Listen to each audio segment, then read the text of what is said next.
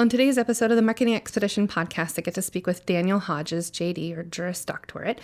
He is an activist dedicated to assisting others with disabilities and chronic illnesses reach their full potential. While in law school, Daniel founded Pieces of Me Foundation, a nonprofit that promotes universal access and inclusion. Daniel's perspective has been shaped by his experiences as a blind man with chronic pain and other conditions. He has spent a lifetime surpassing the low expectations placed before him, and his personal calling is to help others do the same. So we're going to talk with him all about wonderful things, but before we do that, I need to get into our marketing essentials moment. All of the basics that you need to help you continue to build your brand and your bottom line. And today I wanted to talk about some tips to give you when you are networking versus relationship building. So I'm going to give you a few tips, and I adopted this list of 10 things from my dear friend Tracy Stone Mooney, and we've done a lot of different things together. She's just a wonderful partner in our community and just a wealth of information and knowledge. So I'm going to share this of what not to do and what to do. So number one, don't play business card poker. When you go to an event, you're not there just to pass out every card to every person that you meet, right? You want to make it meaningful and make it to where, if you give your card to somebody, it's because either they asked for it or you really want to follow up or have them follow up with you, or you ask for a card, right? So just be meaningful and mindful and be intentional about your cards.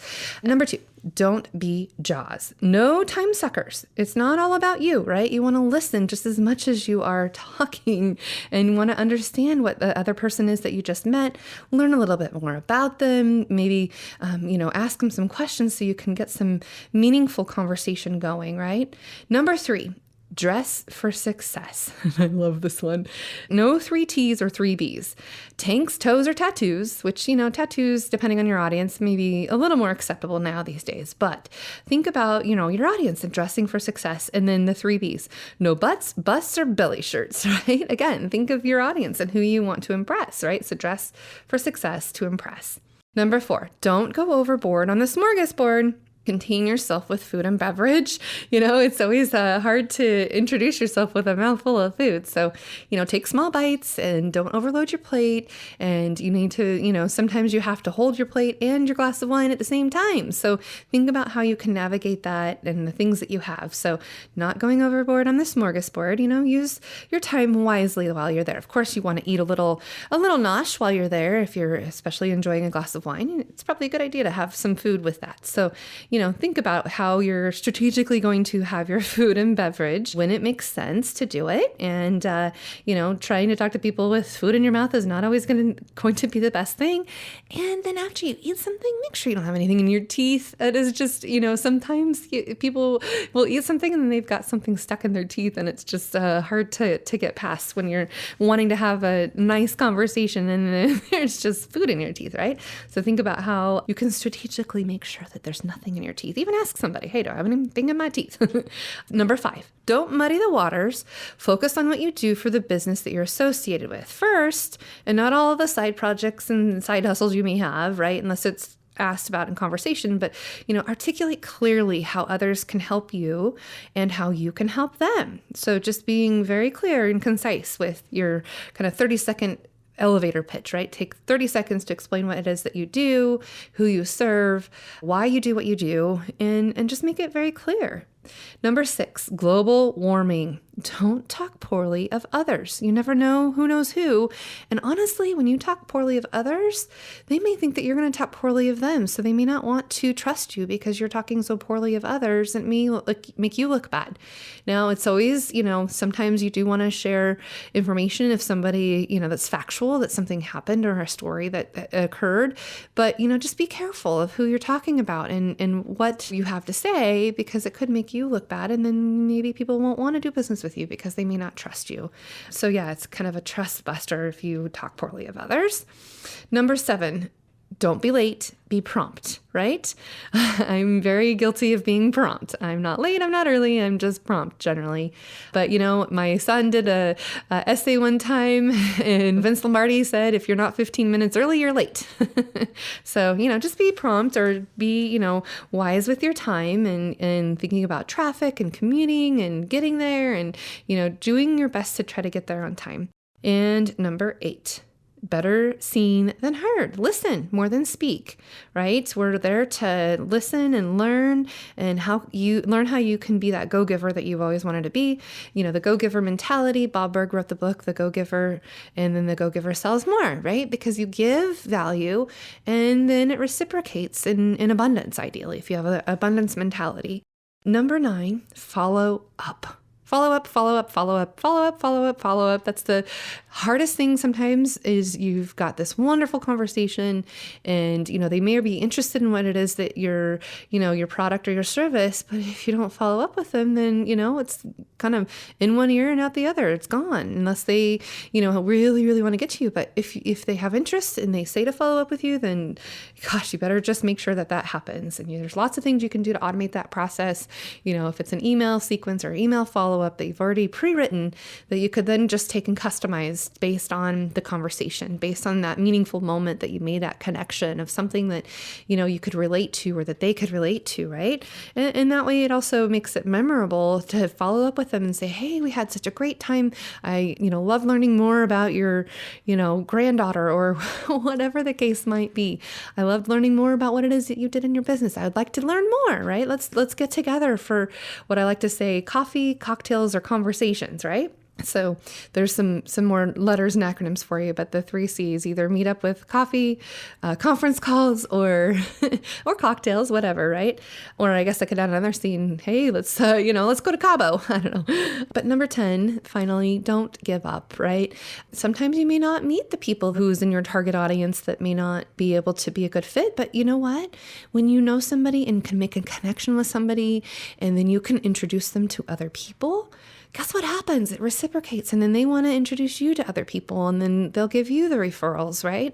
And so, thinking about the 5 R's, raise 5 R's. I love saying these because these are all the things that you can do once you get to know people: ratings and rankings, reviews, recommendations, referrals, and then of course, rewards, right? Reward those who do that for you so that you can continue those relationships and continue to build upon making your networking and business development and lead generation, all those things that you're working on work, right? So set some goals. Meet, let's say you go to an event, you want to meet maybe 3 new friends that are meaningful to you, or 10 new friends, or whatever the goal is. I mean, it doesn't necessarily have to be that number of friends, but more about, I want to meet the right people, and I'm going to talk to people that I can meet that would be somebody that I want to serve and help, right? And then set a time limit, know your exit strategy, just like your food and beverage strategy. If you got a place to be afterwards, know your exit strategy and when you're going to leave and when an opportune time to leave might be. Number 3, plan ahead. Think of those. Oh, by the way, this is the 10 things to do. Those earlier were the 10 not to do. And then this is my list of the things to do. So number 2, set the time limit, know your exit strategy. Number 3, plan ahead. Think of those icebreakers or topics for discussion. Ron Price from Price Associates, one of my favorite mentors, and of course he's a client and vendor all at the same time, but he uses the thing called FORM, and then I've adapted to it as well, but he says family, occupation, recreation, mission, or I've adapted a little bit more. I want to talk about family, that's okay, you could talk about food, but of course then your organization, what you do, and then if not recreation, then talk about relaxation, and if not mission, then what's your mantra or what motivates you, right? Why do you do what you do? So form is something that you can continuously think about. If you run out of things to say, think of your form and how you can use that to your advantage. That way you never run out of anything to ask or talk about. If the conversation goes dull and they're not talkative, right? You can ask those questions of them and, get them talking, get them to answer, who their family is or what kind of food they love most, what their occupation is and what they'd like to do for recreation or relaxation. If they like to go to mountain resorts or, the beach, think about the different things you can ask them and have those kind of queued up in your mind when you meet new people. So that way it's not awkward for you. You just automatically have something to speak about. Number 4, stories. Share personal stories. Avoid politics, religion, and gross health stories. No one wants to hear about that unless, of course, it's, relevant to where you're at. If you're at a health conference, then chances are you can talk about gross health stories and it'd be all right. But just, again, know your audience and just know the place to talk about politics and religion, right? If it's acceptable, great. If not, then maybe, think about other things that you could talk about first before you just dive right into those things that could be a little off-putting at first. Number 5, intro. Ask for introductions. If you see somebody in a room that you can go to them and talk to them and say, hey, I'd really like to meet that person over there, or I'd like to meet some people, or I'm new to this, I've never been here, and I really don't know anybody. Who do you know? And I love to introduce people. I love to make connections. And, this happens all the time where, you've got some newbies or some maybe inexperienced or young, professionals that want to, make something of themselves in the world. So you got to give them that chance and set them up for success, right? Tee them up for that. Number 6, ask open-ended questions. So don't just ask questions that people can just say yes or no. So no yes or no answers, but, go deeper. You can ask them a question, but then ask them why, and ask them why again. You can ask somebody why, 5 times if you want about the topic that you're discussing. And then number 7, relationships, right? We're here to build relationships. And earlier, you're not here to just play business card poker, but we want to build trust. We want to be authentic, genuine, and ask how you can help, right?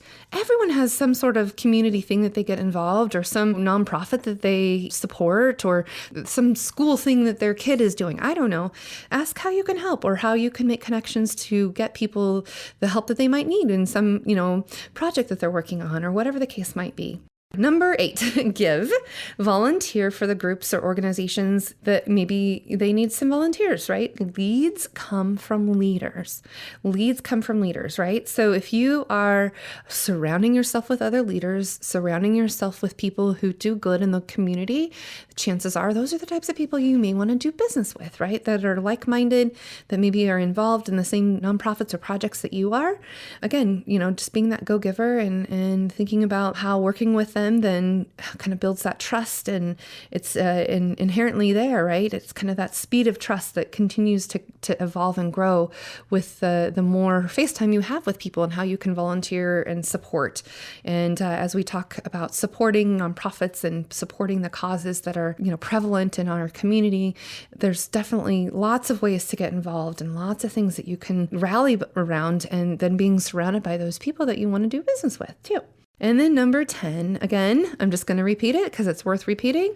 Follow up, follow up, follow up within 48 hours or less, right? Even 24 hours or even, 5 hours. My friend Sarah Cortez, she has, the 5-minute rule, right? Hey, it was so great to see you, as a text. And then the next day within 5 hours or 5 days, and follow up, follow up, follow up. And so thinking about how you would do that and what you could do and how you would go about it doing it, I love to make connections. And when I follow up with somebody that they wanted to be introduced to someone else, you know what I might do? I might actually organize a lunch or coffee with the 2 of those people that I want to meet. Because then there's somebody, there introducing both of them and, singing both of their praises as to why I think that they should be meeting up. And so, yeah, sometimes I'll do a little, coffee or I'll find an event that I know that this other person's going to be at that I'm at. And then I want to, have the next person meet that person. So I'll invite that other person to the event that I know that they're both going to be there. And so it's kind of like business matchmaking almost. I want to help fuel those connections. And, I know somebody that could help you with that, or I know somebody that you've got to meet because, whatever the reason that comes up. So making those meaningful connections and then being in the same room with the people that you want to work with and having those connections made can certainly help you to continue your business efforts and helping you build your brand and, of course, your bottom line, right? Okay, so now that I have gone through the marketing essentials moment, I need to give you a quick little message, and then we'll get into our interview that I am sure you're going to love. I really, really, really appreciated talking with Daniel, so you're going to like it too. Okay, so now I want to tell you about Aspiration, and I have a $75 offer for you. You can join Aspiration, a financial firm with a conscience. Sign up with using my link and go to peppershock.com/offers. And if you spend $250, then we both will get $50 cash and then 25 do good dollars to donate. Of course, terms and conditions apply, but during this link you can sign up for. It's an app and it's saving money, it's saving the planet, and saying hello to money that works for you. Aspiration puts more money in your pocket and helps you save the planet. There's zero fees at any ATM in the world, zero monthly and overdraft fees, fossil fuel free deposits, and then gain your own personal impact score. Get $600 in cell phone insurance when you pay your monthly bill with your debit card, and unlimited cashback rewards on every purchase, extra rewards for spending at socially conscious companies. And again, terms and conditions apply, but go to peppershock.com/offers and sign up for Aspiration, and you will get to give some do-good dollars to donate. I love it. And so then I will too, which is awesome. All right, let's get into the interview with Daniel.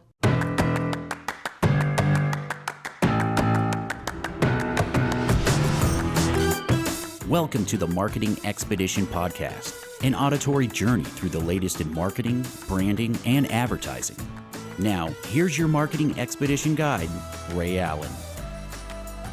Welcome to the Marketing Expedition Podcast. I'm your host, Ray Allen. I'm the president and CEO of Peppershock Media and the founder of the Marketing Expedition community. And today's guest, we have Daniel Hodges. Welcome to the show, Daniel. Thank you. It's good to be here. So Daniel, let's tell our audience a little bit more about you and all of that you do and how you got started into what it is that you're doing now. Thank you. Yeah, so I am a recent law grad, and I decided to go to law school based on my experience as a guy who was born blind and with some other disabilities and health conditions. I wanted to practice at the intersection of healthcare and civil rights. But while I was in law school, I decided that one of the most effective ways I could leverage that was to start a nonprofit. So I did so with my cousin, and we created the Pieces of Me Foundation, which helps destigmatize issues related to disability and chronic illness. And we've been doing that for the last couple of years while I was in law school, and then now as I've graduated. Wow, that's very ambitious of you to take on law school and start a nonprofit and doing all that you're doing. That's amazing. Thank you. Probably not the wisest thing in the world I did, but, at the same time, I've really enjoyed it, and it has kept me motivated through times. So, I'm glad I've been able to have this experience. Absolutely. So, okay, let's go back a little bit further. What made you decide to start law school to begin with? So I was at a point in my life where I had been floundering. I got my bachelor's degree and had been looking around for jobs. Nothing quite fit. I had looked at different master's opportunities, wanted to go in and make an impact on the patient advocacy side, and really couldn't find anything that fit. And so a couple of mentors of mine who didn't know each other came to me within a couple of days of each other and said, look, you're articulate, you're smart, you're well-written, you have a strong passion for advocacy. Why wouldn't you consider going to law school? And I said, well, I don't know that I can. I don't know that I'm smart enough. I don't have the money. I don't think that someone with chronic pain would survive in that field, et cetera, et cetera. And I was challenged, hey, you have been advocating all these things. You really need to take a look in and see where your doubt is stopping you and see if this is the right path for you. And so I did. And a year later, I was in law school, back on this journey, challenging myself to stop succumbing to my limiting beliefs. That's fantastic. And I can only imagine what was going on in your mind when all of that was happening as you were trying to make that decision and all the things that you are going through. Tell me, when you wanted to do the nonprofit with your cousin, that seems like it would be a whole huge undertaking in and of its own. What did you do to get it started? It really was. And unlike a lot of nonprofits that start off with a benefactor who hands them a check to cover the applications and all of that stuff, we didn't really have any seed money. So we had that additional challenge. And, I had the law school path I was already on. I also, like I mentioned, struggle with chronic pain and chronic fatigue. So I needed something to motivate me to look at what I could do rather than focusing on the pain. But then Christy also has her own set of circumstances. She has chronic pain and some other things as well.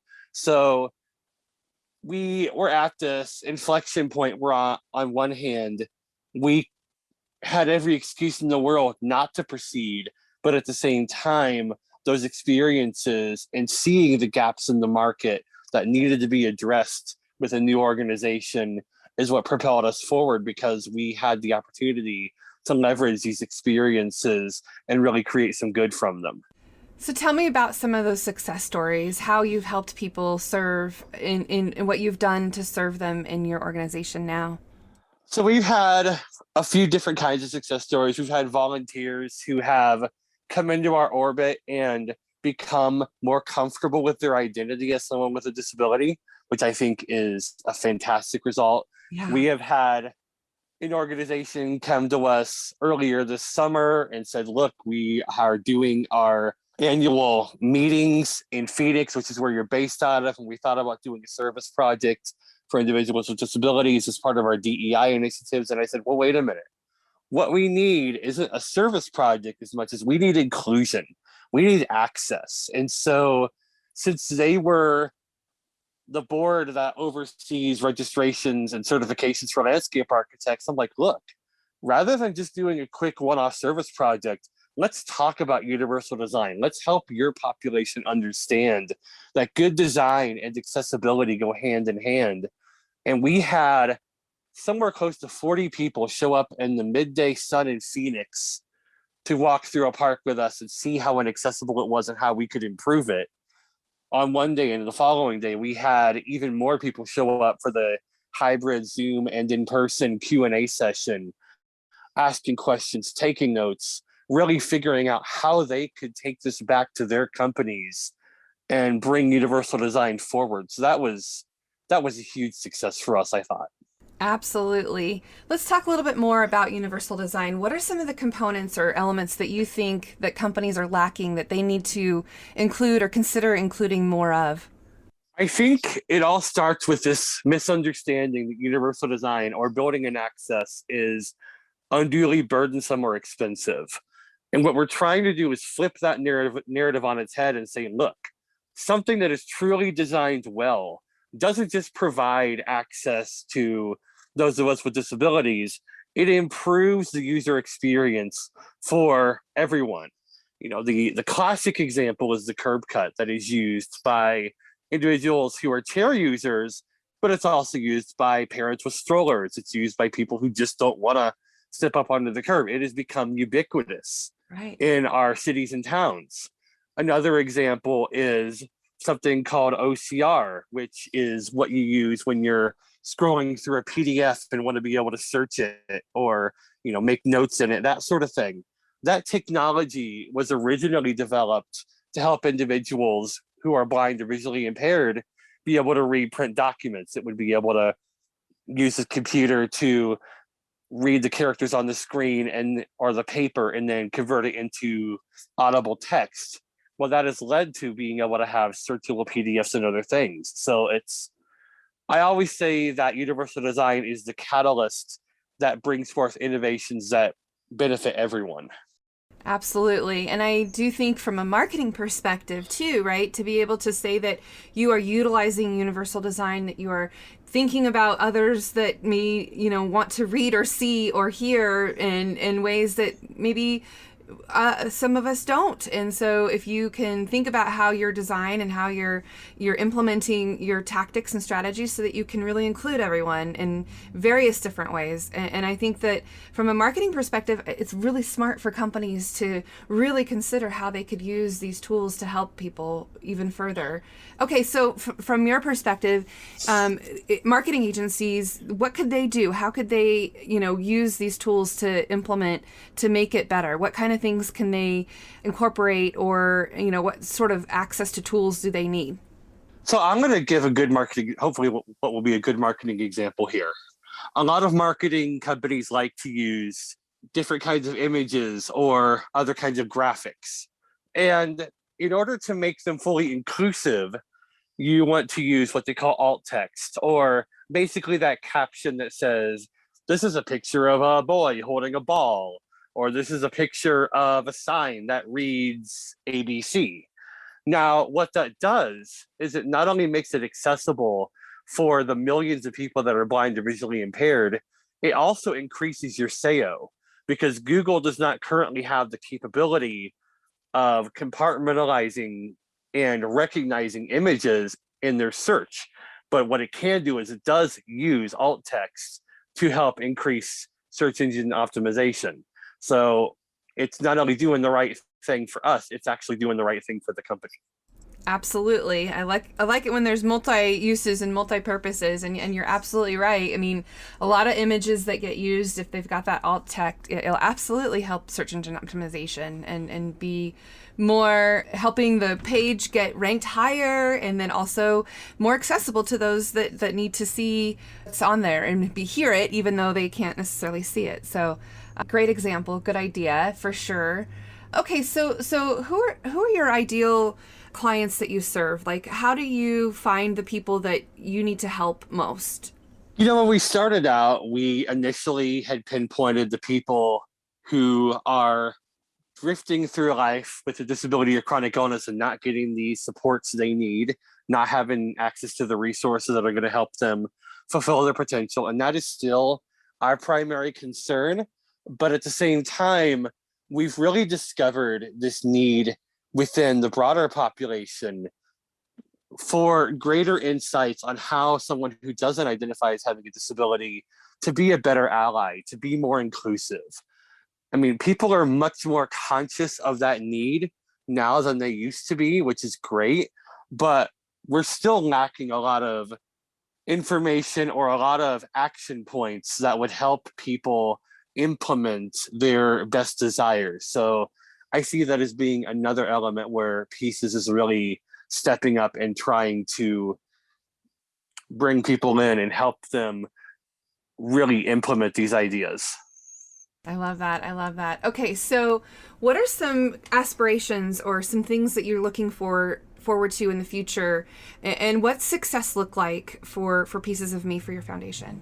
We are hoping to build, we are in the process of building what is becoming a virtual community for individuals with disabilities and their allies, where people come in, they share their insights, they share their questions, they share the resources that have been useful to them.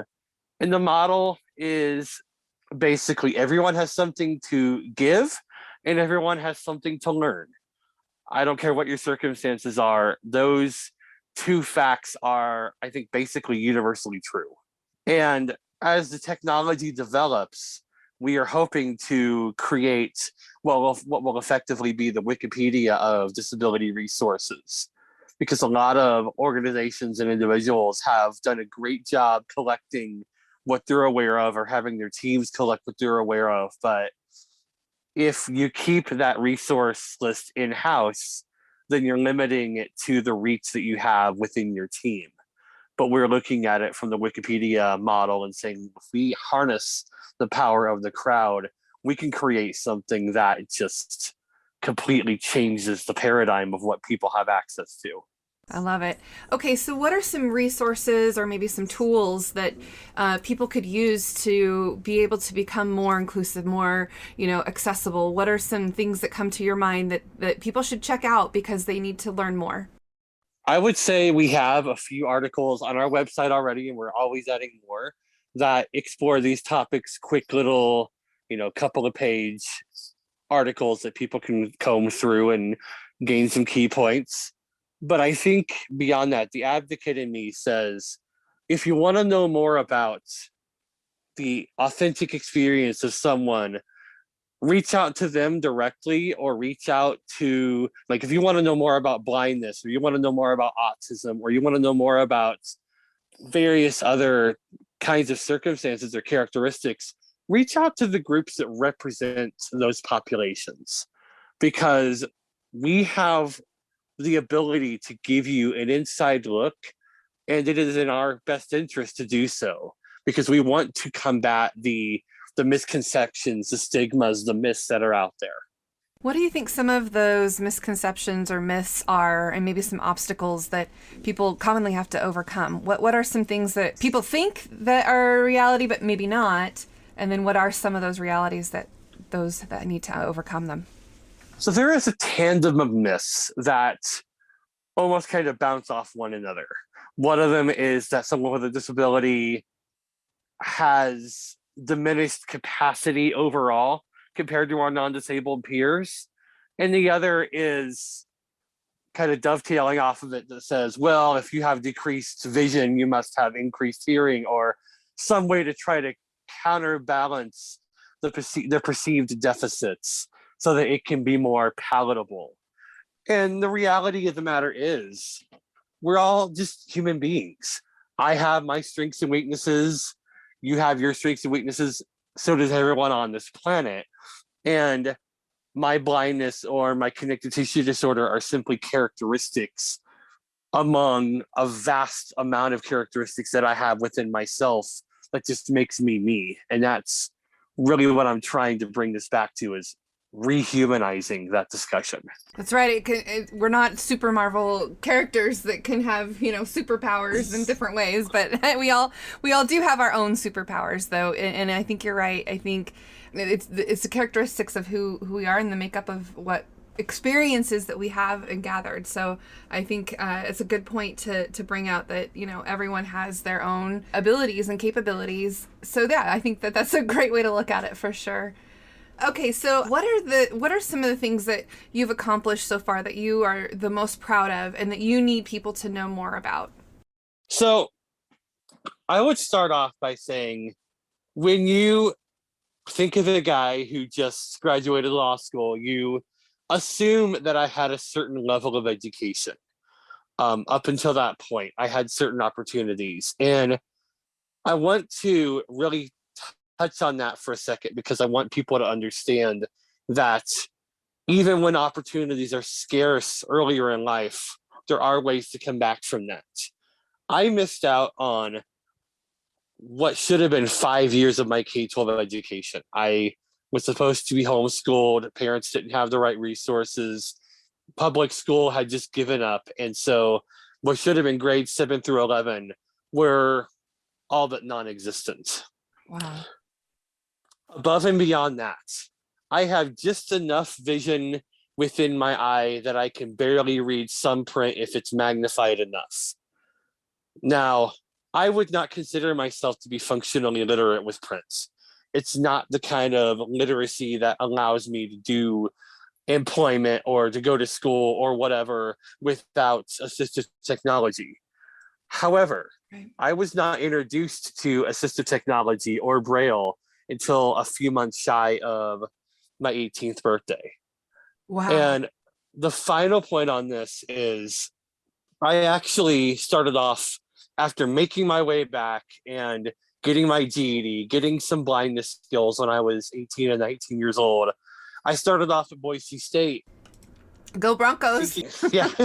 Thinking, okay, I had the intellect and the preparation now to go to school. And I was right to some degree. I was able to follow along conceptually, but I didn't have the study skills. And then a couple of years into my undergrad degree, I had a series of mental health crises, and that's when the chronic pain really started to kick in. And I did not know how to reach out for help and say, hey, I am floundering here. Is there more we can do to make this accessible? And so toward the end of what should have been my junior year, I was halfway through. I had 70 some odd credits or something like that. I ended up actually failing out of school because I didn't know where to go, and my body and mind just couldn't do it anymore. So I had to go back and did some work for a while, got myself a little bit more right, had to start almost completely from scratch. I had 2 classes that transferred over into the online school that I started. So I literally had to start from scratch and build my way back up. And that's how I got my undergrad degree, while having a couple of surgeries and all sorts of other things, kids and various stuff. I'm happy to say now, I think the difference of timing, because now I think that there's so many more opportunities at Boise State and other universities, and they've become more aware. So I'm glad to hear that, though. Keep going. This is very, very good. I think people listening to this, it doesn't matter who you are, whether you're disabled, non-disabled, doesn't matter. I mean, it's inspiring to hear this story, because it's something that says, if he can do it, I can do it too, right? Exactly. And so, this isn't an indictment on BSU at all. I was a guy in my early 20s who didn't know how to get help beyond the obvious disability I had. I had, just been diagnosed with ADHD as a young adult. I was just getting diagnosed with an anxiety disorder, et cetera, and so, man, you had it all. You had it all, Daniel. Oh my goodness. I did, but my point in all of this, like you said, is, where I was at 23 or even 33 didn't have to define me. It was just a matter of stepping stones that have brought me to where I am. So I really want to get that message out there, because I've had people who have said, oh, well, it's easy for you because you've always been this way, so you know how to do X, Y, and Z. No, my circumstances have changed too. I've had to learn some very hard lessons too. And so it's never easy. It's never going to be easy, but it is possible. There always is a path forward for more progress. Absolutely. No, I know I asked you what you were proud of, but I'm so proud of you for getting to this point and being able to do the things that you've accomplished and overcome all of those obstacles that you went through. And I'm just like in awe. I love it. Okay. So what's some advice that you would want to give someone?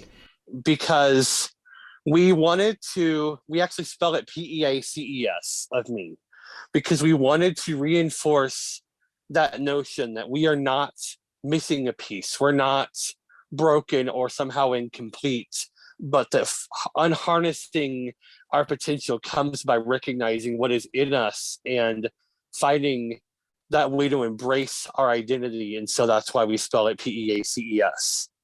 And I'm really proud of my team that we have survived a lot of financial instability. We've survived having to put together the right team, people who not only want to contribute and believe in the mission, but also have the right tools and also have the right availability. That's a rough thing to figure out, especially when you just so happen to launch an organization during a pandemic.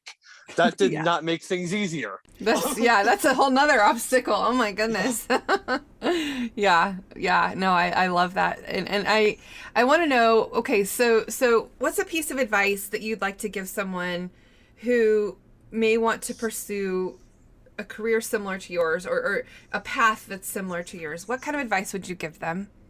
I would say, first and foremost, go after what you want to do rather than what you think you're capable of. Because if you're in circumstances like mine and like so many, we are the first ones to limit our own potential based on our doubt. So ask yourself what you want to do.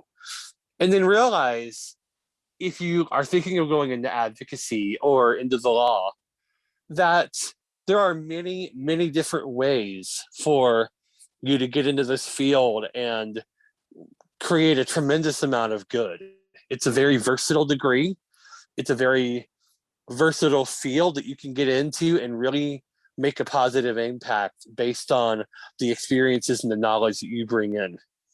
I love that very much. Okay, so how do you continue to learn in order to stay on top of the things that are happening in your area?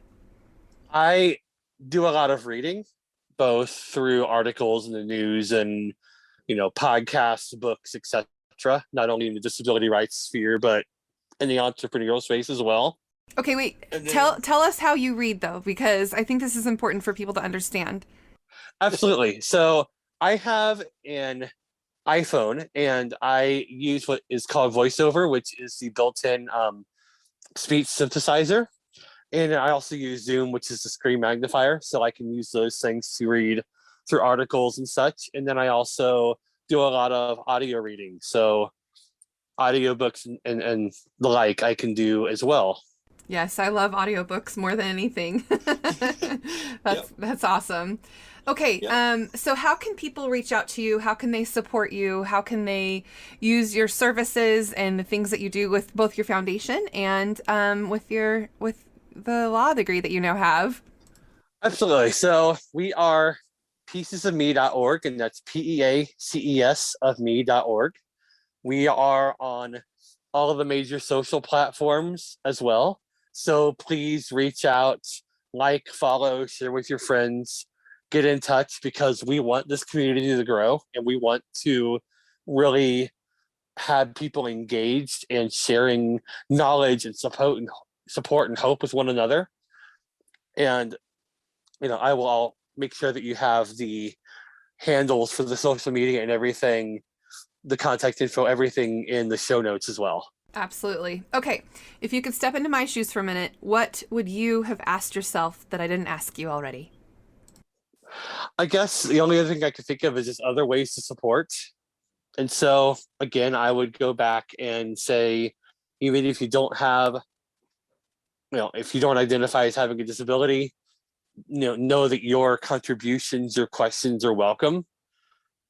We are a nonprofit, and so we're always, trying to get people involved, volunteering, donating, etc. And so all of that information is available on the website and through our social. And by all means, if we can answer questions, if we can help people navigate this world that we're in, we're happy to do so. Thank you so much, Daniel, for your time and all of the energy that you have put forth to this nonprofit and helping people through all of these obstacles that you yourself have overcome. And just thank you. Thank you for all that you're doing and have done. I enjoy hearing wonderful stories, success stories, and things that are, making the world a better place. So just thank you, Daniel. Well, thank you for having me. It's been such a pleasure talking with you today. Absolutely. Okay, so for those of you listening, the best thing that you could possibly do, and especially this one, share it with those that need to hear Daniel's message today. And of course, give us some lovely reviews and all the things that help us get this podcast out in the world. And yeah, just thank you for listening. And until next time, everyone, enjoy the journey. Thanks for listening to the Marketing Expedition podcast. Want to continue the journey? Don't miss out on new episodes. Subscribe on iTunes, Spotify, Amazon Music, or wherever you get your podcasts. Wouldn't it be great if there was one place you can go to get all the latest information and tips about marketing and advertising? The Marketing Expedition community is that place. People like you gather in our online community to build relationships with others and find the latest marketing trends, tactics, tools, and technology. We help you build your brand and your bottom line. Start your adventure today. Visit themarketingexpedition.com to find out more.